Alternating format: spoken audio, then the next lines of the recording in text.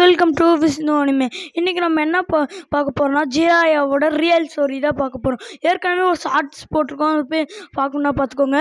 ஜிராயாவோட story எங்கே start ஆகுதுன்னா, ஒரு ஃபியூடன் லார்டு வீட்டில் தான். ஃபியூடன் லார்டுக்கு ஒரு பையன் பிறக்கிறான்.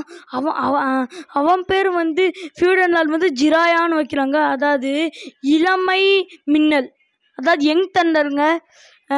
ஜிராயாவை அந்த ஊரில் எல்லாருமே மதிப்பாங்க. ஜிராயாவும் ஒரு நல்ல வாழ்க்கை தான் வாழ்ந்துட்டு இருந்தாங்க. சடனாக ஒரு விஷயம் நடக்குது. என்னன்னா, ஃபியூடன் லார்ட் வீட்டில் ஒரு அட்டாக் நடக்குது. அதில் ஃபியூடன் லார்ட் செத்துடுறாங்க. அதுக்கப்புறம் ஃபியூடன் லார்ட் ரொம்ப நம்பிக்கை வச்ச ஒரு சாமுராய் ஜிராயாவை காப்பாற்றி அந்த சாமுராய் வளர்க்குறாங்க. அதுவும் இல்லாமல் ட்ரைனிங்கும் கொடுக்குறாங்க. அதுக்கப்புறம் ஒரு நாள் அந்த சாமுராயும் இறந்துடுறாங்க. அதுக்கப்புறம் அப்படியே அந்த இடத்த விட்டு போய் சின்ன சின்ன விஷயத்தை தேடி ஒரு சின்ன திருடன் ஆயிடுவாங்க ஜிராயா. இப்போ ஜிராயா ஒரு பனிமலையில் இருக்காங்க. அந்த பனிமலையில் ஒரு பனிமலை பெய்யுது. அதுக்கப்புறம் கொஞ்ச தூரத்தில் ஒரு வீடு தெரியுது.